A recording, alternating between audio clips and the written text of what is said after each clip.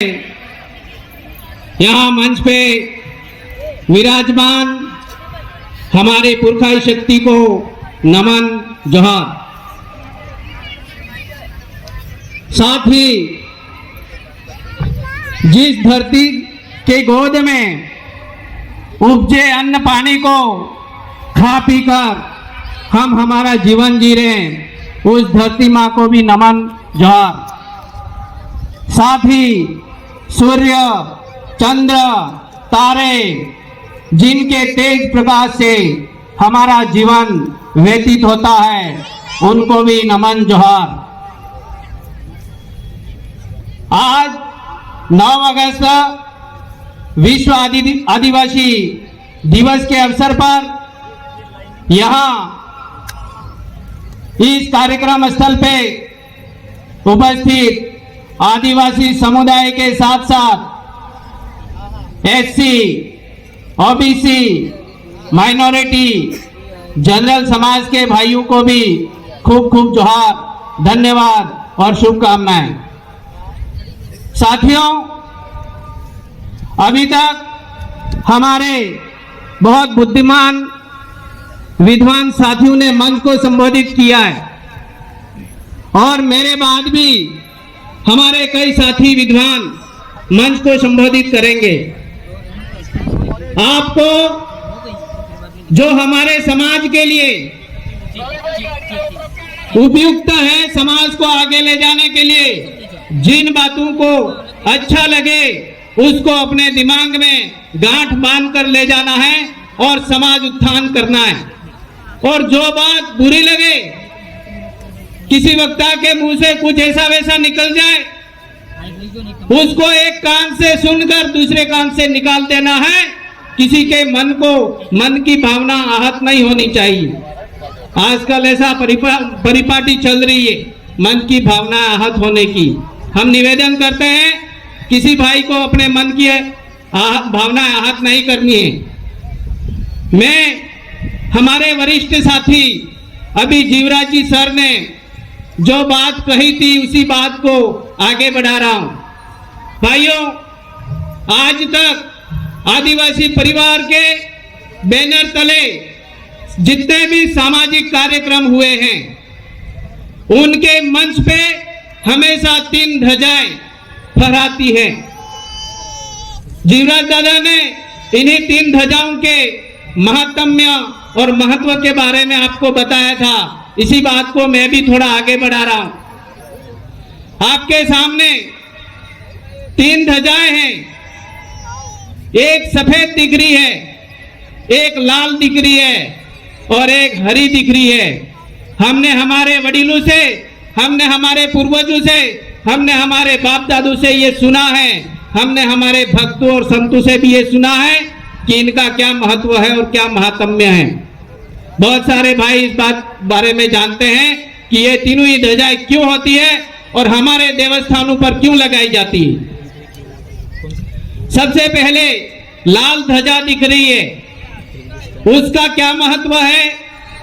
हमारे समाज की जो कुंवारी कन्या है, जो सती हो गई है, जो चमत्कारिक हुई थी, उसके थानक पे लाल ध्वजा चढ़ती है। वो कुंवारी कन्या का प्रतीक है। जहां कुंवारी कन्याओं के थानक हैं, उस जगह पे हमारी लाल ध्वजाएं चढ़ाई जाती। साथ ही हरी ध्वजा दिख रही है। हरी ध्वजा का महात्म्य यह है कि जो सृजनहार माँ है और वो देवी का रूप देवी बनी, उसके थानक पे हरी ध्वजा चढ़ाई जाती है।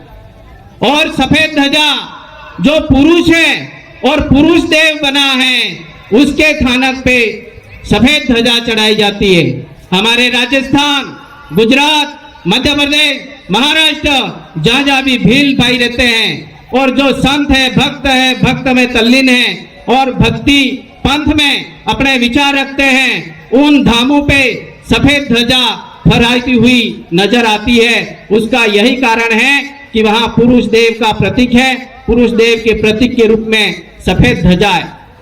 भाइयों, जब तक हमारे समाज में ये ध्वजाएं जिंदा हैं, तब तक इस आदिवासी को कोई खत्म नहीं कर सकता है। ये हमारी संस्कृति की वाहक है, ये हमारी भक्ति का प्रतीक है, ये हमारी शक्ति का प्रतीक है और हमारे परंपराओं में भी इन्हीं ध्वजाओं और इन्हीं रंगों का महत्व है। मैं इस बारे में थोड़ा सा प्रकाश डालना चाहूंगा कि आदिवासी संस्कृति भी 3 रूपण है। जैसे ध्वजाएं हमारी 3 हैं, वैसे हमारी संस्कृति में भी 3 रंगों का बड़ा महत्व है। देखिए, हमारी बेटी की शादी होती है, जिस दिन शादी होती है उस दिन ये तीनों ही रंगों के कपड़े बेटी को धारण कराए जाते हैं। कितनी बड़ी सांस्कृतिक महत्व है ये हम सब जानते हैं। हम सब ने देखा है कि भुआ के द्वारा लाल साड़ी हमारी बेटी को पहनाई जाती है। कितना बड़ा दर्शन हमारे पूर्वजों का रहा होगा। और भुआ के द्वारा लाल साड़ी जो बेटी को जब दुल्हन होती है पहनाई जाती है, उसकी भी 2 धारणाएं हैं। एक धारणा सामाजिक है, दूसरी धारणा धार्मिक है। धार्मिक यही जो मैंने आपको कही कि कुंवारी कन्या होती है वो देवीय रूप में है, इसलिए उसको लाल साड़ी पहनाई जाती है जो भुआ के द्वारा लाई जाती है। साथ ही सामाजिक कारण ये है कि जितने भी भुआएं हैं वो भतीजी की मां है। हमारे पूर्वजों ने भुआ को मां का दर्जा दिया है और पूर्वजों ने ये कहा है, पूर्वजों ने दर्जा दिया है कि जिस दिन ये भतीजी शादी करेगी उस दिन भुआ को मां का रोल निभाना है, मां का फर्ज निभाना है। इसलिए हमारी शादी ब्याहों में जो भुआ होती है वो लड़की का हाथ पकड़ के दूल्हे के हाथ में रखती है। कितना बड़ा हमारा सांस्कृतिक आधार है। अभी अभी हमने देखा है उसका खात्मा हो रहा है।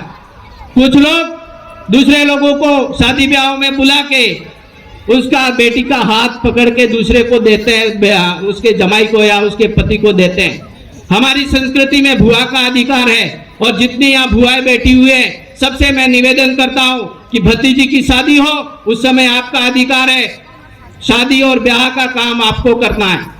साथ ही हमारे जो बेटे होते हैं जिनकी शादी होती है वो भी ये 3 ही कलर के कपड़े पहनते हैं, उसका भी धार्मिक और सामाजिक कारण है। हमारे मामा के द्वारा शादी के अवसर पर सफेद साड़ी पहनाई जाती है। सारे विश्व में सिर्फ आदिवासियों में यह उदाहरण है कि बेटी की शादी होती है उस दिन सफेद साड़ी पहनाई जाती है। दूसरी संस्कृतियों में हम ऐसा नहीं देखते हैं, सिर्फ आदिवासी संस्कृति में ये देखते हैं कि बेटी के विवाह के दौरान उसको 2 साड़ियां धारण कराई जाती है। आजकल हम देखते हैं मामा मोड़िया लेके आता है और हाँ 2 मिनट मामा मोड़िया लेके आता है। मामा का मामा मोड़िया होड़ले में रहता है और बेटी जयपुरिया चुनरी ओढ़ के शादी करती है। ये मामा का अपमान है भाइयों। इस बात को सभी मामाओं को सोचना है। हमारी संस्कृति को बचाना है तो भुआ को भी जगना है, मामा को भी जगना है। जब भुआ और मामा जगेंगे तो निश्चित रूप से हमारी संस्कृति बचेगी। साथ ही इस मौके पर, इस अवसर पर मैं 2 लाइनों का आज के दिन के उपलक्ष्य में भजन गा के अपनी बात को पूरी करूंगा। थोड़ा सुनना मेरे भाइयों, 1 मिनट में मैं मेरा भजन पूरा करूंगा।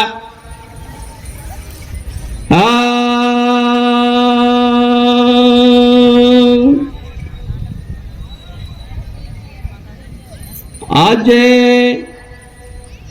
भूल रहा हूं मैं। ए मारवाला रे आयो आदिवासी दाड़ो रे, भाइयों आयो आदिवासी दाड़ो रे।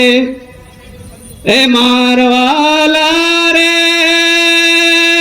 9 अगस्त नो दाड़ो रे, भाइयों 9 अगस्त नो दाड़ो रे। ए मारवाला रे जागो आदिवासी भाइयों रे, भाइयों जागो आदिवासी भाइयों रे। ए मारवाला रे आदिवासी एकता कर जोरे, भाइयों आदिवासी एकता कर जोरे मारवाला रे आयो दाड़ो जागवानो रे भाइयों आयो दाड़ो जागवानो रे मारवाला रे हक वाली लड़ाई लड़ जोरे भाइयों हक वाली बातों कर जोरे। इसी के साथ मैं अपना वक्तव्य यहीं पूरा करता हूं। सभी साथियों को, पूरे भील प्रदेश के आदिवासियों को जय जोहार, जय भील प्रदेश। बहुत बहुत धन्यवाद बंसीलाल जी।